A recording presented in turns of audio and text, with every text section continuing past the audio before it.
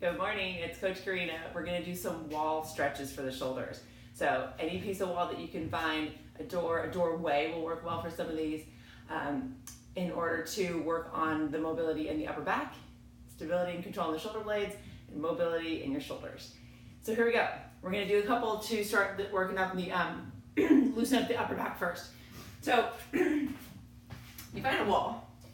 If you had a corner of a wall like this, or a door jamb, it'll work pretty well. Otherwise, you can just use a whole wall. So one way you can do is put your hand about the height of your shoulder, maybe a little bit lower, facing the wall, and then all you're going to do is turn your whole self away from the wall, and your hand stays there.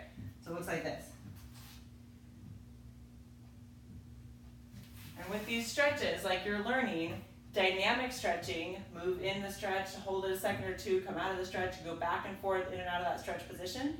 That dynamic stretching works really well for warm-up. If you're working this into the cool down, it works well to hold a more gentle stretch, but for a longer period of time.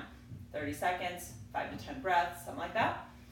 So again, first stretch, we're looking to stretch kind of the chest, front side of the arm, and also pulling that thoracic spine, upper back into rotation.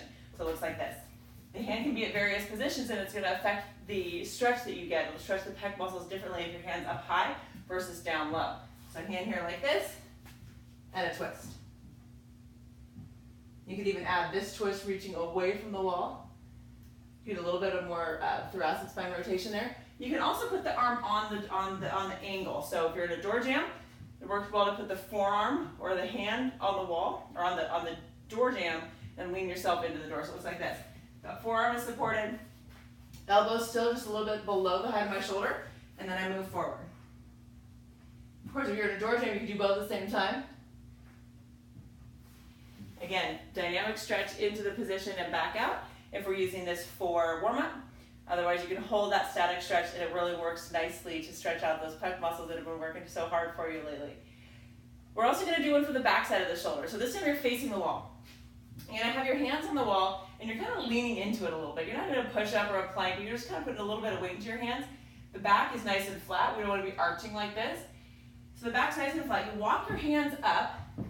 Now your forearms are on the wall. You're going to keep cruising them up until you feel the beginning of a stretch in the back side of the elbow, shoulder, maybe even down into your lats. From here, you just bend your elbows and bring your thumbs towards your shoulders. And hold.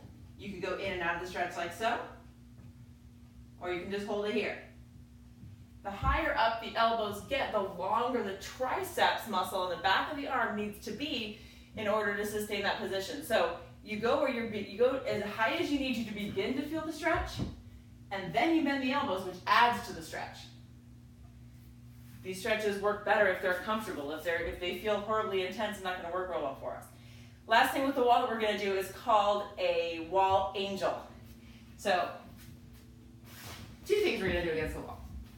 So you're leaning up against the wall, tailbone against the wall, shoulder blades against the wall, the back of the head pushing toward the wall, touching the wall if you can, but I don't want you getting your chin up like that in order to get it there. So back of the head moving toward the wall, hands are down by your sides, palms face forward, and you're going to drag your arms out to the side, keeping your forearms and the backs of the hands on the wall as best you can. Go as high as you can go, and then come back down.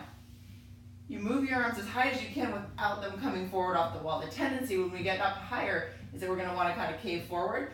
I want you to do everything you can to stay backward, stay back up against that wall, and you only come up as high as you can and still stay against the wall. We can also do wall presses here, so this is kind of a diagonal thing. So we go one arm up, one arm down, shoulder blade squeeze, push the backs of the hands, backs of the forearms into the wall real hard for 5, 4, 3, 2, 1, and then we switch. So maybe hold it at kind of 3, 5, something like that. And do the equal number on either side. However, if there's any kind of like you feel like your back is arching or if your neck is tense to do this, that's not our goal here. Remember, we're working on the shoulders. So we want the neck to stay relaxed. So if you feel like it's getting tense as you're pushing, just give it a little bobblehead, relax it. Wall presses back and forth. So you can go wall angels and diagonal wall presses. Last position on the wall looks like this. Elbows against the wall, hands against the wall. If your hands don't touch the wall, if you're kind of stuck out here, just stick with the wall angels and wall presses. This takes a lot of shoulder external rotation to get the forearms and the hands on the wall. Hands against the wall, shoulder blades against the wall, then drag the arms up like that. You can kind of feel like the fingernails are on the wall. Bring them up as far as you can. Again, bobblehead if the neck starts to feel tight. Slide them up and down. Back and forth like so. So these exercises, guys, the ones leaning up against the wall, those exercises are designed to be, those are kind of what we call the high threshold exercises. We're retraining the nervous system to control the upper back, shoulder blade muscles so that it can support the work that your shoulders are doing during your training. So sets and reps aren't quite as important, it's just maybe an issue of time. If it feels pretty hard for the first couple reps, often it starts to feel a little easier to control it as you go on. That right there is my second set for the day. I practiced those on my own. And then today, just now, it felt easier. So it's not one of those things you necessarily need more strength, but it's a practice moving that thing. So a bunch of stretches on the wall to get the upper back, shoulder blades, and shoulders warmed up. And then a little bit of shoulder blade control, upper back stability work up against the wall. So working into the warm up, added to a little bit of the cool down, and let me know if you have any questions. Enjoy.